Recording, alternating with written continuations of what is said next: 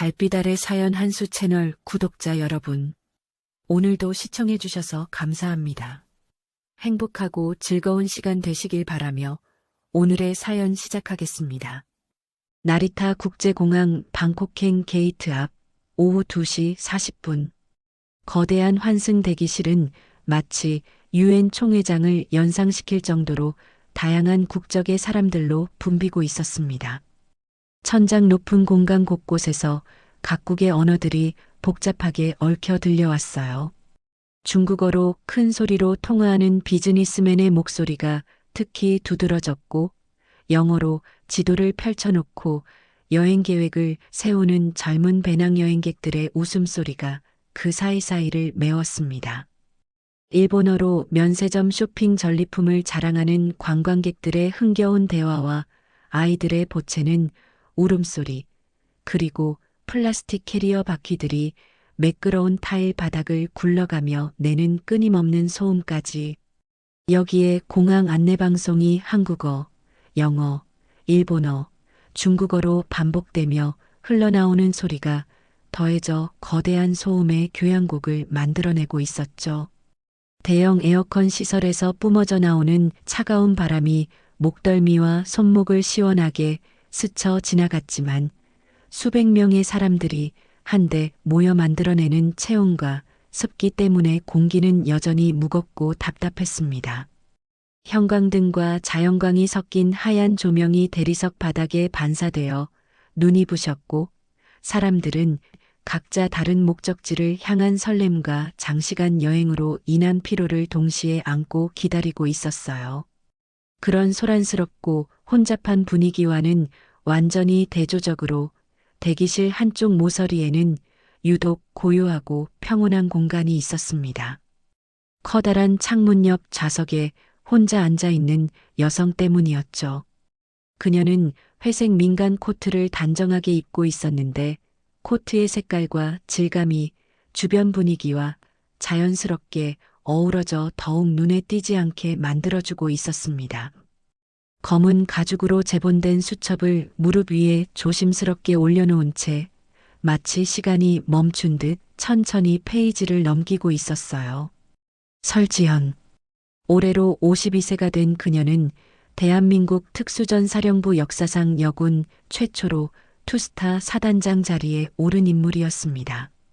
특전사 출신답게 강철같이 단련된 몸과 칼날처럼 예리한 판단력, 그리고 수많은 실전 경험을 통해 축적된 전투 감각을 지녔지만, 지금 이 순간만큼은 그 모든 것들이 완벽하게 숨겨져 있었어요. 마치 베테랑 배우가 완전히 다른 인물로 변신한 것처럼 말이죠. 짙은 갈색 선글라스가 그녀의 매서우면서도 냉철한 눈빛을 완벽하게 가리고 있었습니다. 어깨까지 내려오는 검은 머리를 뒤로 단정하게 묶은 모습은 오히려 지적이고 차분한 도시 여성의 인상을 주었어요. 손목에 찬 것은 화려한 보석 액세서리가 아닌 단순하고 실용적인 검은색 가죽 밴드 시계뿐이었고, 화장도 최소한의 베이스와 자연스러운 립스틱 정도로만 했습니다. 모든 움직임이 절제되어 있었고, 앉아있는 자세조차 완벽한 균형을 이루고 있었죠. 주변을 지나가는 다양한 사람들이 그녀를 잠깐씩 바라보기도 했지만 대부분 특별한 관심을 보이지 않았습니다. 어떤 승객은 조용히 독서를 즐기는 교양 있는 지식인 여성으로 보았고, 또 다른 이는 차분하고 내성적인 성격의 평범한 중년 아줌마 정도로 생각했어요. 혼자 여행하는 것을 좋아하는 독립적인 여성이라고 여기는 사람들도 있었죠. 하지만 그 누구도 겉모습 뒤에 숨겨진 진짜 정체를 상상조차 할 수 없었습니다. 설지연은 수첩의 페이지를 넘기는 자연스러운 동작 뒤에서 주변 상황을 치밀하게 분석하고 관찰하고 있었어요. 귀에 꽂힌 쌀알만한 크기의 초소형 이어피스를 통해 들려오는 팀원들의 음성에 집중하면서도 겉으로는 완전히 평온하고 무관심해 보였습니다. 수년간의 훈련과 실전 경험이 만들어낸 완벽한 위장이었죠. 보좌관 최태영의 차분하지만 긴장감이 느껴지는 목소리가 선명하게 전달되었습니다. 사단장님, 대상 하시모토 시각 확인됐습니다. 자위대 중령 복장 착용, 현재 당신 기준 1시 방향에서 천천히 접근 중이에요. 사전 정보와 일치하는 금팔찌와 목 부분 검은색 문신도 확인됩니다. 설지연은 수첩의 다음 페이지를 넘기는 척하면서 아주 미세하게 고개를 돌려 타깃을 확인했습니다. 자위대 중령 계급장을 깔끔하게 단 중년 남성이 눈에 들어왔어요. 하시모토 류지, 40대 후반으로 추정되는 그는 오른쪽 손목에 눈에 띄게 굵고 화려한 금팔찌를 차고 있었습니다. 그리고 셔츠 깃 사이로 살짝 드러나는 검은색 용 문신도 사전에 입수한 정보와 정확히 일치했죠. 민간 복장을 한 조직원 3명이 자연스럽게 주변을 경계하며 함께 움직이고 있었는데 겉으로는 평범한 동행 여행객들처럼 보이려 노력하고 있었지만 수십 년간 작전을 수행해온 설지연의 훈련된 눈에는 그들의 움직임 패턴과 경계 방식이 명확히 포착되었습니다. 하시모토 일행이 설지연 근처로 다가오자 대기실의 분위기가 미묘하게 변하기 시작했습니다. 처음에는 아무도 눈치채지 못했지만 예민한 사람들은 뭔가 어색한 기운을 느끼기 시작했어요.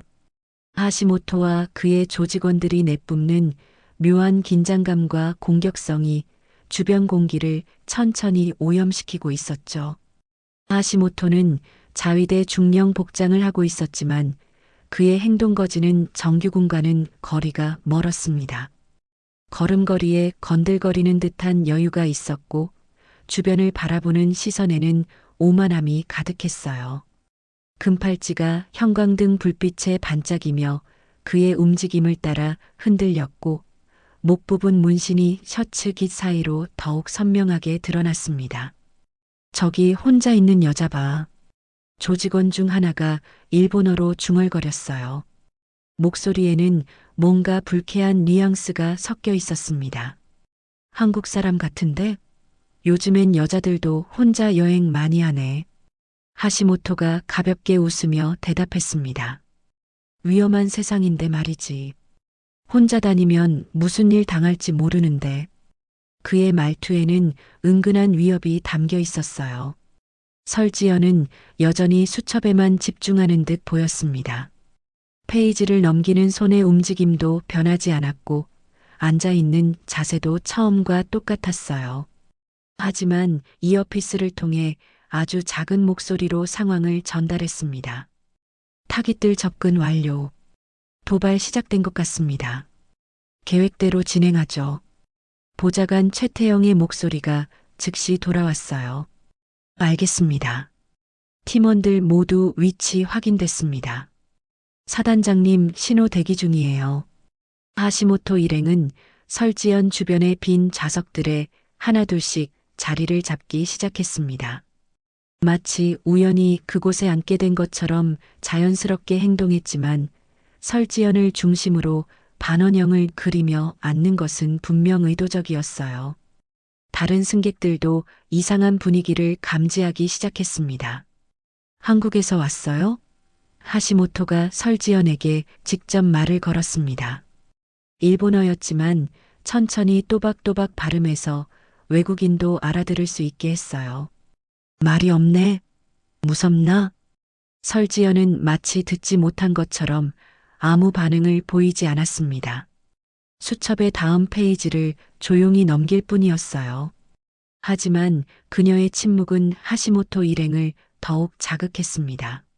하긴 여자들은 말수 적은 게 매력이긴 해. 조직원 중 하나가 비웃듯 말했어요. 특히 나이 든 여자들은 더 조용해야지. 주변 승객들이 이제는 명백히 불편해하기 시작했습니다. 몇몇 사람들이 휴대폰을 꺼내어 슬쩍 동영상을 찍기 시작했어요. SNS에 올릴 만한 흥미로운 상황이라고 생각한 것 같았습니다. 하지만 대부분은 관여하고 싶지 않다는 듯 시선을 피하거나 자리를 옮기기 시작했죠. 하시모토는 점점 더 노골적으로 변했습니다. 아줌마, 여기가 일본인 거 알죠? 최소한의 예의는 지켜야 하는 거 아니에요? 그가 일부러 발을 뻗어 설지연의 가방끈을 발끝으로 밀었어요. 자리도 너무 차지하지 말고 국제 매너라는 게 있잖아요.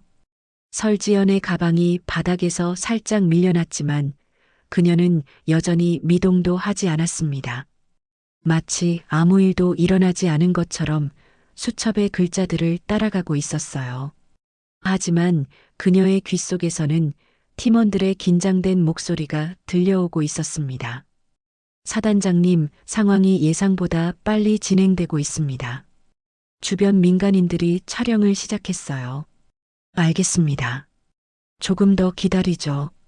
확실한 증거가 필요해요. 설지연이 거의 들리지 않는 목소리로 대답했습니다. 하시모토는 점점 더 짜증이 나는 듯 했습니다. 자신들의 도발에 전혀 반응하지 않는 설지연이 오히려 자존심을 건드리고 있었어요. 진짜 말 한마디 안 하네. 로봇도 아니고. 그가 조직원들을 향해 중얼거렸습니다. 이런 스타일이 제일 재수없어. 본인 잘났다고 생각하는 타입이야. 다른 조직원이 거들었어요. 요즘 한국 여자들 다 저래요. 무시하는 게 몸에 배어 있어. 공항 보안요원 한 명이 멀리서 이쪽 상황을 주시하기 시작했습니다. 하지만 아직 직접적인 물리적 접촉이나 명백한 위협이 없었기 때문에 개입하지는 않았어요. 그저 지켜보고 있을 뿐이었습니다. 하시모토가 자리에서 일어났습니다. 그리고 설지연 앞에 서더니 더욱 위협적인 목소리로 말했어요. 그래도 인사 정도는 받아야지. 이 정도는 해도 되잖아. 그의 목소리에는 이제 명백한 협박의 의미가 담겨 있었습니다. 주변 분위기가 급격히 긴장되기 시작했어요. 다른 승객들은 무슨 일이 벌어질지 모른다는 불안감에 더욱 멀리 떨어져 있으려 했고, 일부는 공항 직원을 부르러 가기 시작했습니다. 하시모토가 설지연 앞에 서자 주변 분위기는 더욱 무거워졌습니다. 그의 그림자가 설지연이 읽고 있던 수첩 위로 드리워졌고 형광등 불빛이 차단되면서 페이지의 글자들이 어두워졌어요. 하지만 설지연은 여전히 고개를 들지 않았습니다. 마치 그의 존재 자체를 인식하지 못하는 것처럼 보였죠. 주변 승객들의 시선이 하나둘씩 이쪽으로 집중되기 시작했습니다. 처음에는 호기심 어린 눈빛이었지만 점점 불안과 걱정으로 변해갔어요. 몇몇 사람들이 휴대폰을 꺼내어 은밀하게 촬영을 시작했습니다. 소셜미디어에 올릴 만한 흥미로운 장면이라고 생각했을 수도 있고 혹시 모를 상황에 대비한 증거 수집일 수도 있었죠. 정말 한마디도 안 하시네요. 하시모토의 목소리에 짜증이 섞이기 시작했습니다. 예의라는 게 있잖아요. 사람이 말을 걸면 대답은 해야 하는 거 아니에요? 설지연은 수첩의 다음 페이지를 넘겼습니다. 종이가 넘어가는 작은 소리만이 정적을 깨뜨렸어요. 그 소리조차 하시모토에게는 자신을 무시하는 도발적인 행동으로 느껴졌습니다. 조직원 중 하나가 하시모토 옆으로 다가서며 거들었어요. 형님, 저런 여자들 많아요. 자기가 뭔가 특별한 줄 아는 타입들 말이에요.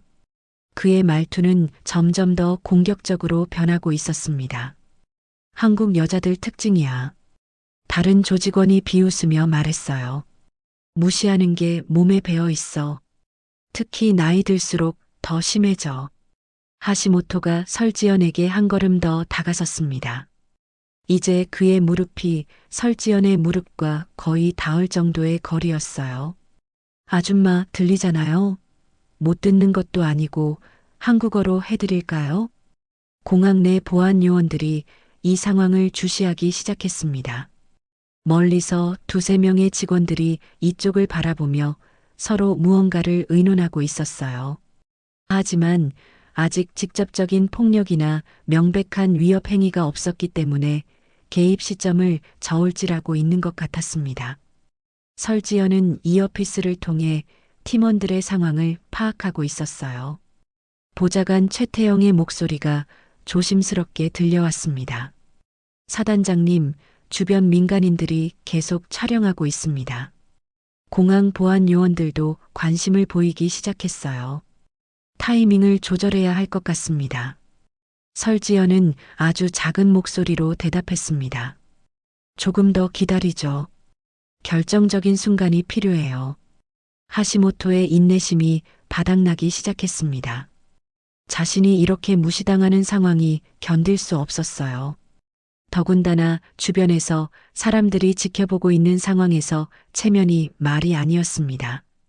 이봐요, 아줌마. 그의 목소리가 갑자기 높아졌어요. 사람이 예의 지켜가며 말하는데 이렇게 무시하면 안 되죠. 주변 승객들이 더욱 긴장하기 시작했습니다. 아이를 동반한 가족들은 서둘러 다른 곳으로 자리를 옮겼고 젊은 여행객들은 불안한 표정으로 상황을 지켜봤어요. 몇몇 중년 남성들은 개입해야 하나 말아야 하나 고민하는 듯 보였지만 하시모토 일행의 위압적인 분위기 때문에 쉽게 나서지 못하고 있었습니다. 진짜 답답하네. 하시모토가 혼잣말처럼 중얼거렸어요. 이런 스타일이 제일 재수없어. 본인이 뭔가 대단한 줄 아는 거야. 조직원이 하시모토의 어깨를 가볍게 두드리며 말했습니다. 형님, 그냥 놔둬요. 저런 여자랑 얘기해봤자 시간 낭비예요. 하지만 하시모토는 이미 자존심이 상한 상태였습니다. 이 상황에서 그냥 물러날 수는 없었어요. 주변 사람들이 모두 지켜보고 있는데 한 여자한테 밀린다고 생각하니 참을 수 없었습니다. 그래도 최소한의 예의는 지켜야죠. 하시모토가 설지연 바로 앞으로 더 가까이 다가섰어요. 인사 정도는 받아야지. 이 정도는 해도 되잖아요. 그 순간 하시모토의 오른손이 천천히 움직이기 시작했습니다. 설지연의 뺨을 향해 손가락을 뻗었어요.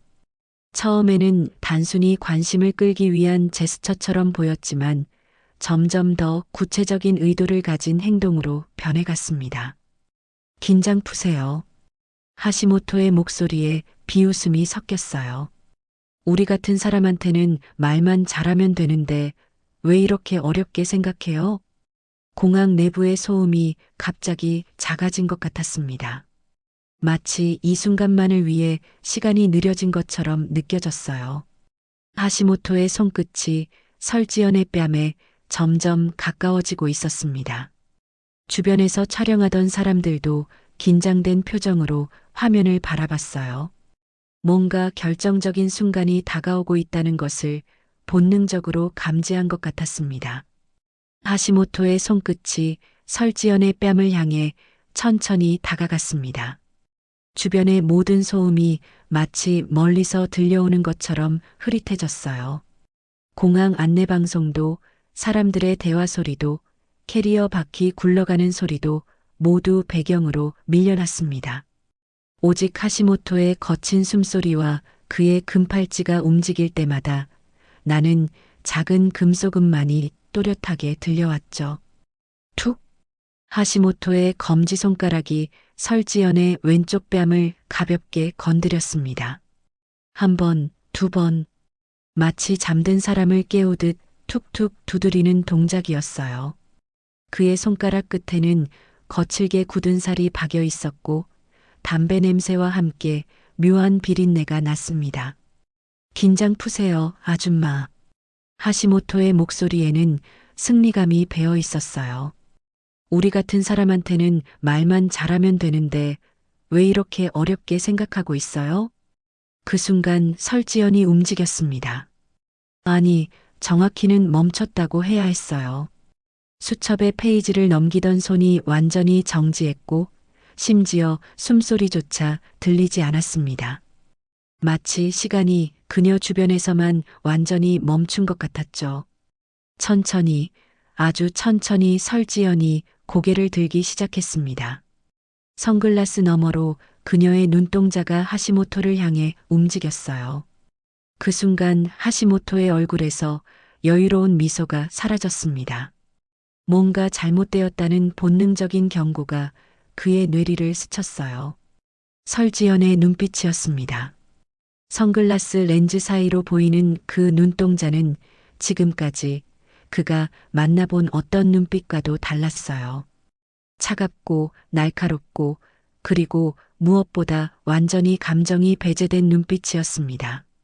마치 포식자가 먹이를 바라보는 것 같은, 아니면 숙련된 사냥꾼이 표적을 조준하는 것 같은 그런 시선이었죠. 하시모토가 뭔가 말하려 했지만 목구멍에서 소리가 제대로 나오지 않았습니다. 바로 그 순간이었습니다. 대기실 곳곳에 흩어져 앉아 있던 평범한 승객들이 일제히 움직이기 시작했어요.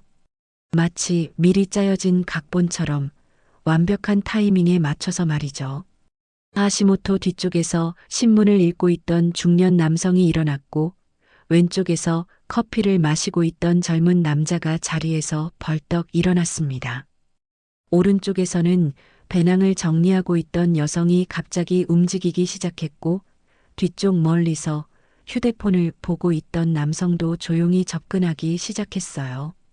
모두 5명, 설지연을 포함해서 총 6명의 팀이었습니다.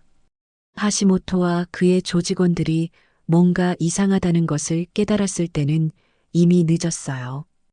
그들을 둘러싸고 있던 평범한 승객들이 사실은 모두 대한민국 특수전사령부 소속이었던 것입니다. 뭐야? 하시모토가 당황하며 뒤를 돌아봤지만 이미 그의 뒤에는 건장한 남성이 서 있었어요. 단호초. 길어야 10초 만에 모든 것이 끝났습니다. 하시모토의 오른팔이 등 뒤로 꺾였고 그가 비명을 지르기도 전에 입이 막혔어요. 동시에 그의 조직원 3명도 각각 다른 팀원들에게 제압당했습니다. 너무나 빠르고 조용한 제압이었기 때문에 주변 승객들은 무슨 일이 일어났는지 제대로 파악하지도 못했죠. 보좌관 최태영이 하시모토 앞으로 다가왔습니다. 그는 지금까지 화장실 근처에서 대기하고 있었던 것 같았어요. 깔끔한 정장을 입고 있었고 손에는 작은 가죽 지갑을 들고 있었습니다. 하시모토 류지 씨. 최태영의 목소리는 차분하지만 단호했어요. 국제 무기 밀수 및 밀수 중개 혐의로 체포합니다. 하시모토의 눈이 크게 떠졌습니다. 아직 상황을 완전히 이해하지 못하고 있었어요. 어떻게 자신의 정체가 발각되었는지, 그리고 이 사람들이 누구인지 전혀 감이 오지 않았습니다. 최태영이 지갑을 열어 신분증을 보여주었어요. 대한민국 특수전사령부입니다. 그리고 당신이 방금 전 모욕했던 분은, 그가 설지연을 향해 고개를 돌렸습니다. 우리 부대의 투스타 사단장이십니다. 설지연이 천천히 자리에서 일어났습니다. 선글라스를 벗자 그녀의 날카롭고 냉철한 눈빛이 완전히 드러났어요. 지금까지의 조용하고 평범해 보이던 모습은 온데간데 없이 사라지고 수십 년간 훈련받은 군인의 위엄이 그녀 전신에서 뿜어져 나왔습니다. 하시모토는 이제야 자신이 얼마나 큰 실수를 했는지 깨달았어요. 그가 우습게 본 중년 여성이 사실은 대한민국에서 가장 위험한 사람 중 하나였던 것입니다. 주변 승객들이 휴대폰으로 촬영한 영상들이 실시간으로 인터넷에 업로드되기 시작했어요. 하지만 이제 그것도 상관없었습니다. 작전은 성공적으로 완료되었으니까요. 방콕행 항공기의 기내는 고요했습니다. 이코노미 클래스 뒷좌석에는 평범한 승객들이 앉아 있었지만 비즈니스 클래스 구역은 분위기가 완전히 달랐어요. 몇 개의 좌석만 점유되어 있었고 그마저도 일반적인 여행객들과는 거리가 먼 사람들이었습니다. 하시모토는 창가 좌석에 앉아 있었어요.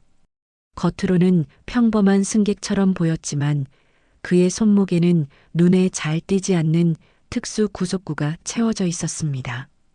플라스틱으로 만들어진 것으로 보였지만 실제로는 항공기 내에서도 사용 가능한 강화 소재였죠. 공항 보안 검색대를 통과할 때도 전혀 문제가 되지 않았고 일반인들이 보기에는 그저 특이한 디자인의 팔찌 정도로만 보였습니다. 설지연은 하시모토 바로 옆 좌석에 앉아 있었어요. 다시 선글라스를 쓰고 있었지만 이제는 그 선글라스 뒤에 숨겨진 정체를 하시모토가 알고 있었습니다. 그녀는 기내 잡지를 펼쳐놓고 있었지만 실제로는 읽고 있지 않았죠. 주변 상황을 계속 주시하고 있었습니다. 보좌관 최태영과 다른 팀원들은 기내 곳곳에 분산되어 앉아 있었어요. 여전히 평범한 승객들로 위장하고 있었지만 훈련받은 눈으로 보면 그들이 하시모토를 중심으로 완벽한 경계망을 구축하고 있다는 것을 알 수 있었습니다. 비행기가 이륙한 지 30분 정도 지났을 때였습니다. 기내 서비스가 시작되고 다른 승객들이 음료를 주문하거나 잠들기 시작했어요. 엔진의 일정한 소음이 기내를 가득 메우고 있었고 객실의 조명도 약간 어두워졌습니다. 하시모토가 처음으로 입을 열었어요. 목소리는 떨리고 있었지만 여전히 뭔가 이해하려는 듯한 어조였습니다. 도대체 어떻게 알았죠? 그가 작은 목소리로 중얼거렸어요. 내 정체를 어떻게 해? 설지연은 대답하지 않았습니다. 기내 잡지의 페이지를 천천히 넘길 뿐이었어요. 하지만 그녀의 침묵이 하시모토에게는 더욱 큰 압박감을 주었습니다. 수개월 동안 추적당했다는 거죠? 하시모토가 계속 말했어요. 그럼 내가 하는 일들을 다 알고 있다는. 여전히 대답은 없었습니다. 설지연은 마치 하시모토의 존재 자체를 인식하지 않는 것처럼 행동했어요. 공항에서와 똑같은 태도였습니다. 하시모토의 이마에 식은땀이 맺히기 시작했어요. 지금까지 그가 경험해본 그 어떤 상황보다도 이상했습니다. 보통이라면 체포된 후에는 신문이 있고 협박이나 회유가 있기 마련인데 이 여자는 아무 말도 하지 않았어요. 그냥 조용히 앉아서 자신의 일을 하고 있을 뿐이었습니다. 아까 그 표정, 하시모토가 혼잣말처럼 중얼거렸어요. 공항에서 마지막에 보여준 그 눈빛, 그건 뭐였죠? 그때 설지연이 천천히 고개를 돌렸습니다. 선글라스를 벗지는 않았지만 렌즈 너머로 그녀의 시선이 하시모토를 향했어요. 그 순간 하시모토는 다시 한번 그 차가운 눈빛을 마주해야 했습니다. 설지연이 입을 열었습니다. 지금까지 들어본 그녀의 첫 번째 말이었어요. 당신은 손끝으로 건드렸지만 그녀의 목소리는 낮고 차분했습니다. 난 손끝 하나로 작전을 끝냈어요. 하시모토의 얼굴이 창백해졌습니다. 그제야 상황의 심각성을 완전히 이해하기 시작했어요. 자신이 공항에서 보여준 그 가벼운 행동이 얼마나 큰 실수였는지, 그리고 그 결과가 어떤 것인지 깨닫기 시작했습니다. 내가 뭘 잘못했는지도 모르겠어요. 하시모토가 떨리는 목소리로 말했어요. 그냥 농담이었어요. 별 뜻 없이. 설지연이 다시 기내 잡지로 시선을 돌렸습니다. 별 뜻 없이 하는 행동들이 때로는 가장 위험해요. 그녀의 말은 짧았지만 묵직했습니다. 기내의 다른 승객들은 이들의 대화를 들을 수 없었어요.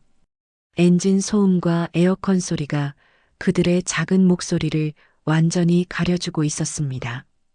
하지만 하시모토에게는 이 조용한 대화가 그 어떤 고문보다도 견디기 힘들었어요. 앞으로 어떻게 되는 거죠? 하시모토가 마지막으로 물었습니다. 설지연은 잠시 침묵했다가 대답했어요. 방콕에 도착하면 모든 게 시작될 거예요. 당신이 지금까지 해온 일들에 대한 진짜 심판이 말이죠. 하시모토는 더 이상 말할 수 없었습니다. 그는 창밖을 바라보며 자신이 처한 상황의 절망적임을 받아들이기 시작했어요.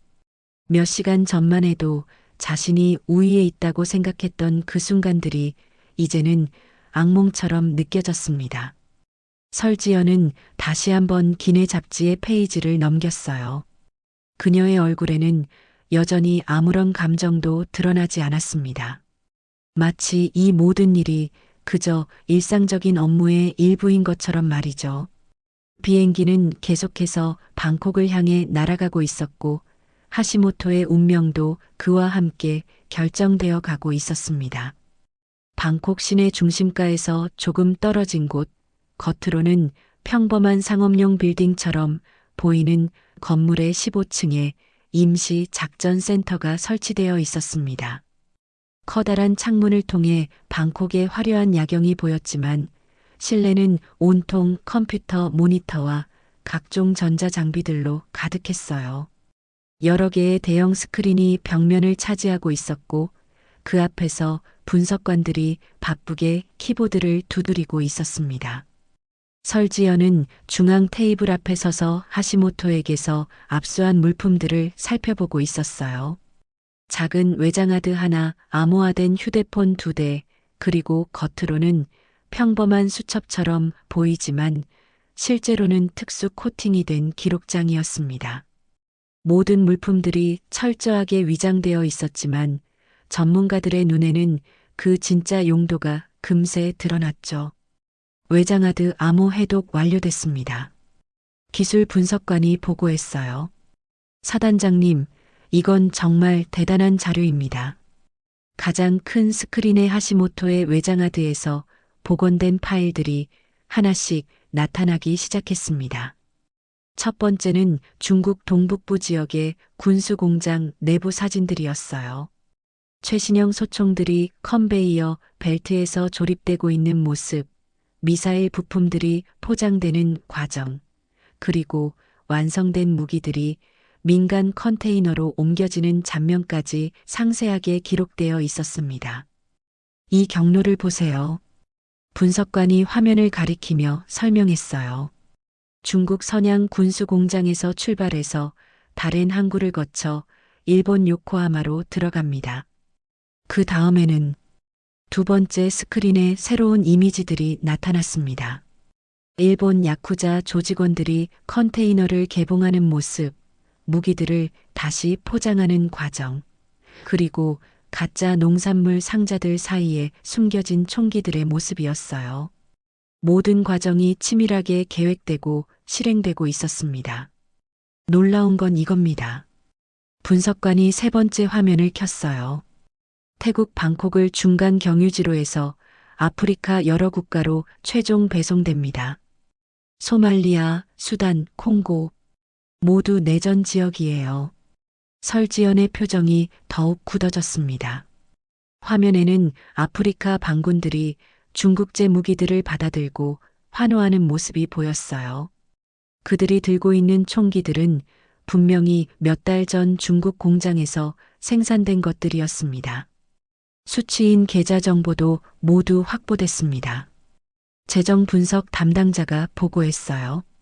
스위스, 케이맨 제도, 싱가포르에 분산된 총 17개의 계좌가 연결되어 있습니다. 거래 규모만 해도 연간 수억 달러에 달해요. 하시모토의 수첩에서도 중요한 정보들이 발견되었습니다. 일본어와 중국어, 그리고 영어가 섞인 암호 같은 메모들이 가득했는데 해독해보니 각 거래의 일정과 수량, 그리고 관련 담당자들의 코드명이 적혀 있었어요. 이 코드명들을 보세요. 정보 분석관이 화면을 가리켰습니다. 백호, 청룡, 주작. 모두 중국 전설의 신수 이름들이네요. 아마 중국 측 담당자들일 겁니다. 설지연이 테이블에 놓인 하시모토의 휴대폰을 들었어요. 이 휴대폰에서는 뭐가 나왔죠? 통화 기록과 메시지들이 복원됐습니다. 가장 최근 통화는 어젯밤 중국 선양에서 걸려온 것이고요. 내용은 다음 선적 일정 확인이었습니다. 분석관이 새로운 화면을 띄웠어요. 하시모토와 중국 담당자들 사이의 메시지 내용들이 번역되어 나타났습니다. 모두 암호화되어 있었지만 패턴 분석을 통해 해독이 가능했죠. 가장 충격적인 건 이겁니다. 분석관의 목소리에 긴장감이 섞였어요. 다음 주에 대규모 선적이 예정되어 있습니다. 이번에는 대전차 미사일과 휴대용 지대공 미사일까지 포함되어 있어요. 설지연이 깊은 한숨을 쉬었습니다. 이런 무기들이 테러리스트들 손에 들어가면 상상하기도 싫습니다. 보좌관 최태영이 말했어요. 민간 항공기까지 위험해질 수 있어요. 화면에는 계속해서 새로운 정보들이 나타나고 있었습니다. 무기 거래에 관련된 은행 계좌들, 위조된 수출 허가서들, 그리고 각국 세관 담당자들의 매수 목록까지. 하시모토 한 명을 잡은 것이 전체 네트워크의 실체를 드러내는 열쇠가 된 것이었어요. 이 자료들로 얼마나 많은 사람들을 잡을 수 있을까요? 팀원 중 하나가 물었습니다. 설지연이 모니터들을 둘러보며 말했어요. 중국에서 10여 명, 일본에서 20여 명, 동남아시아 각국에서 또 수십 명. 하지만 중요한 건 숫자가 아니에요. 그녀가 가장 큰 스크린을 가리켰습니다. 그곳에는 아프리카 내전 지역의 지도가 나타나 있었고 붉은 점들이 무기 공급 지점들을 표시하고 있었어요. 이건 전쟁을 막기 위한 전투였습니다. 설지연의 목소리에는 확신이 담겨 있었어요. 이 무기들이 계속 공급되었다면 얼마나 많은 무고한 사람들이 죽었을지 모르죠. 작전 센터 안의 모든 사람들이 화면을 바라보며 침묵했습니다. 하시모토 한 명의 체포가 가져온 파급 효과가 얼마나 큰지 모두가 실감하고 있었어요. 각국 정부에 정보 공유 요청 보내세요. 설지연이 명령했습니다. 이 네트워크를 완전히 해체할 때까지 작전은 계속됩니다. 서울 시간 오전 11시 인터넷은 하나의 영상으로 들끓고 있었습니다. 나리타 공항에서 촬영된 그 짧은 동영상이 소셜미디어를 통해 순식간에 퍼져나가고 있었어요. 처음에는 몇몇 개인 계정에서 올린 영상이었지만 불과 몇 시간 만에 수백만 명이 시청하는 바이럴 콘텐츠가 되었습니다. 영상의 제목들도 각양각색이었어요. 공항에서 일어난 믿을 수 없는 반전, 조용한 여성의 정체가 밝혀지는 순간, 이것이 진짜 한국의 힘이다 같은 자극적인 문구들이 클릭을 유도하고 있었습니다. 가장 많이 공유된 영상은 3분 40초 길이였어요. 처음 부분에는 회색 코트를 입은 중년 여성이 조용히 수첩을 읽고 있는 모습이 나왔습니다. 평범해 보이는 그녀 옆으로 자위대 복장을 한 남성들이 다가와 앉는 장면, 그리고 점점 더 노골적으로 변해가는 그들의 태도가 고스란히 담겨 있었죠. 한국 사람 맞죠? 말이 없네요. 하시모토의 목소리가 또렷하게 들렸어요. 영상을 촬영한 사람이 꽤 가까운 거리에 있었던 것 같았습니다. 댓글창은 실시간으로 쏟아지는 반응들로 가득했어요. 저 여자분 진짜 대단하다. 저런 상황에서도 전혀 동요하지 않네. 일본인들 진짜 수준. 공공장소에서 저런 식으로 괴롭히다니 뭔가 심상치 않다. 저 여자분 범상하지 않아 보여. 영상의 클라이맥스는 하시모토가 여성의 뺨을 툭툭 건드리는 장면이었습니다. 그 순간 화면을 보고 있던 모든 사람들이 분노를 느꼈을 거예요. 하지만 바로 다음 장면에서 모든 것이 반전되었습니다. 여성이 고개를 드는 순간 주변에 있던 평범한 승객들이 일제히 움직이기 시작했어요. 마치 영화의 한 장면처럼 완벽하게 조율된 움직임이었습니다. 불과 몇 초 만에 하시모토 일행이 모두 제압되는 장면은 정말 충격적이었죠. 대한민국 특수전사령부입니다. 그리고 당신이 방금 전 모욕했던 분은 우리 부대의 투스타 사단장이십니다. 보좌관 최태영의 이 한마디가 들리는 순간 댓글창은 완전히 폭발했습니다. 헐, 투스타 사단장이었다고? 이거 실화냐, 진짜로 일본 놈들 개쪽팔렸겠다. 키읔키읔키읔 한국 특전사의 위험을 보여준 순간이네. 저 아저씨들 지금 뭔 기분일까? 키읔키읔. 국내 주요 온라인 커뮤니티들도 이 영상으로 도배되었어요. DC인사이드, 네이버 카페, 각종 SNS 플랫폼까지 모든 곳에서 이 영상에 대한 토론이 벌어지고 있었습니다. 특히 군사 관련 커뮤니티에서는 더욱 자세한 분석이 이루어지고 있었어요. 투스타 사단장이면 여군 최초잖아. 설지연 사단장님이신 것 같은데 특전사 출신이니까 당연히 개쎄지. 저 정도 제압은 기본 중에 기본이야. 주변에 있던 팀원들 움직임 봐라. 완전 프로야. 프로. 일본 애들이 건드리면 안 될 사람을 건드린 거네. 해외에서도 반응이 뜨거웠습니다. 영상에 영어 자막이 달린 버전이 유튜브와 트위터를 통해 확산되고 있었어요. 외국인들의 반응도 흥미로웠습니다. 일본 내에서도 이 영상이 화제가 되고 있었어요. 하지만 반응은 복잡했습니다.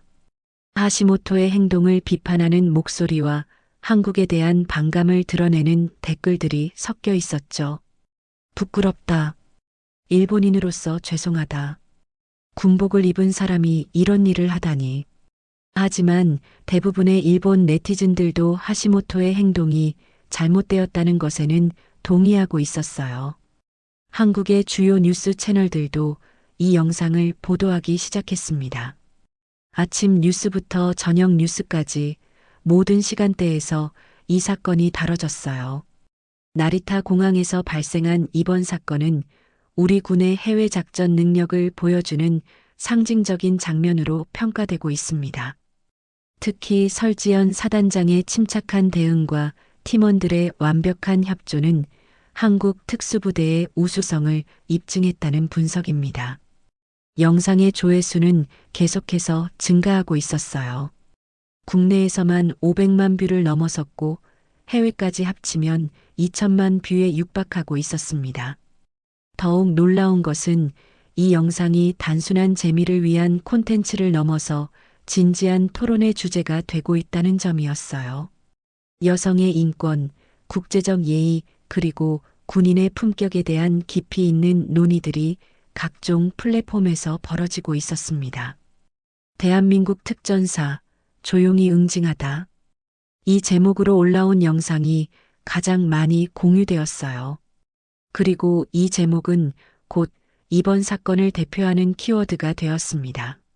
서울 용산구에 위치한 대한민국 특수전사령부 본부 건물의 12층 작전실은 새벽 6시임에도 불구하고 분주한 활동으로 가득했습니다.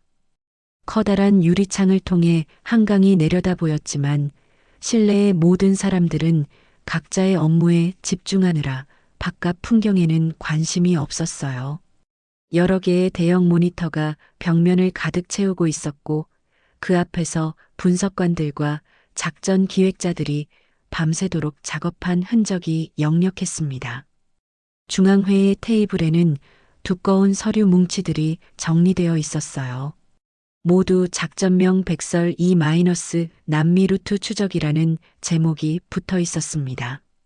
하시모토를 체포하면서 확보한 정보들을 분석한 결과 중국발 무기 밀수망이 동남아시아뿐만 아니라 남미까지 확장되어 있다는 사실이 밝혀진 것이었어요.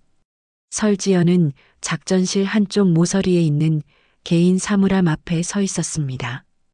검은색 여행용 캐리어가 바닥에 놓여 있었고 그녀는 조용히 필요한 물품들을 챙기고 있었어요. 회색 민간 코트, 여러 벌의 평범한 옷들, 그리고 각종 신분증과 위장용 소품들까지 모든 것이 다시 한 번의 해외 작전을 위한 준비였습니다. 사단장님, 보좌관 최태영이 조심스럽게 다가왔어요. 손에는 따끈한 커피 한 잔을 들고 있었습니다. 밤새 고생 많으셨습니다. 브라질 상파울루 루트에 대한 최종 브리핑 자료가 완성됐어요. 설지연은 커피를 받으며 고개를 끄덕였습니다. 지난 이틀 동안 하시모토에게서 확보한 정보를 바탕으로 새로운 작전을 계획하느라 제대로 잠을 자지 못했지만 그녀의 표정에서는 피로의 기색을 찾아볼 수 없었어요. 브라질 현지 협력기관과의 협조는 어떻게 진행되고 있죠? 설지연이 물었습니다. 연방경찰과 군 정보부에서 전폭적인 지원을 약속했습니다. 특히 상파울루 지역의 한인 사회에서도 정보 제공에 협조하겠다고 했고요. 작전실 한쪽에서 정보 분석관이 큰 목소리로 보고했어요. 사단장님, 상파울루발 컨테이너선 추적 결과가 나왔습니다. 예상대로 아르헨티나 부에노스아이레스를 거쳐 베네수엘라로 향하고 있어요. 설지연이 캐리어 정리를 마치고 중앙 테이블로 걸어왔습니다. 테이블 위에는 남미 지역 지도가 펼쳐져 있었고 여러 개의 빨간 선이 무기 밀수 경로를 표시하고 있었어요. 이번 작전의 핵심 타깃은 누구죠? 설지연이 자료를 훑어보며 물었습니다. 브라질계 일본인 이세인 카를로스 타나카입니다. 최태영이 사진 한 장을 꺼내 보여주었어요. 상파울루에서 수입업체를 운영하면서 하시모토와 직접 연결되어 있었어요.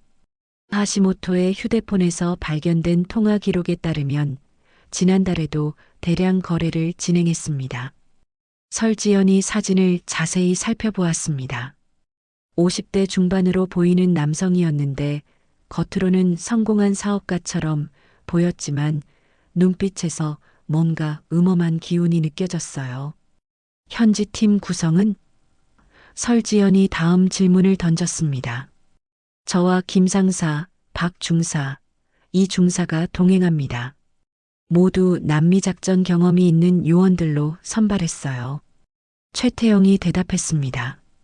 그리고 현지에서는 브라질 연방경찰 특수부대 요원 2명이 합류할 예정입니다.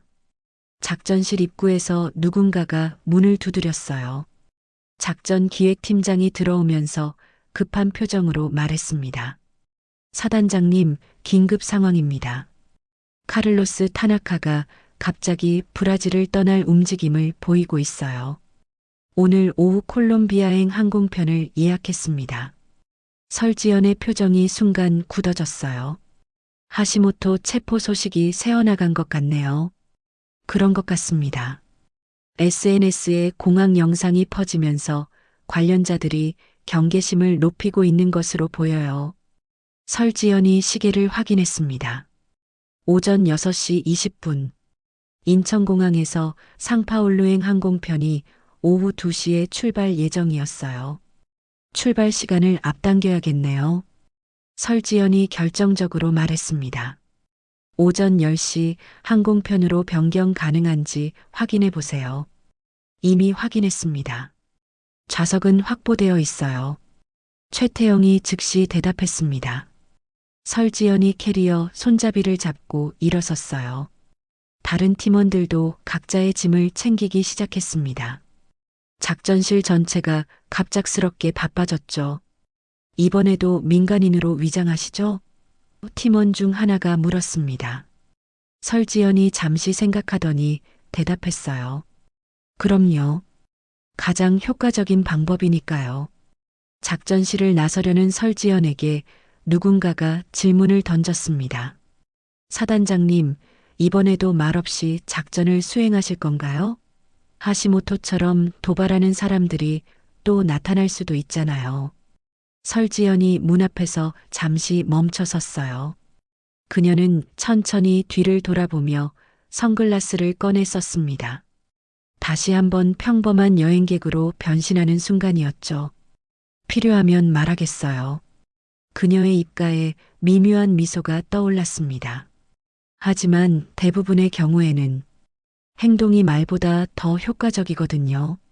설지연과 팀원들이 작전실을 나서자 남아있던 사람들은 잠시 침묵했어요. 그들 모두 지난 나리타 공항 작전의 영상을 봤기 때문에 설지연의 마지막 말이 무엇을 의미하는지 잘 알고 있었습니다. 새로운 작전이 시작되려 하고 있었어요.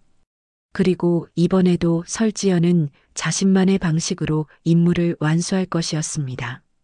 말없이 조용히 그리고 완벽하게 말이죠. 한강을 바라보는 작전실 창문 너머로 새벽 해가 떠오르고 있었습니다. 새로운 하루, 새로운 작전의 시작을 알리는 것처럼 보였어요.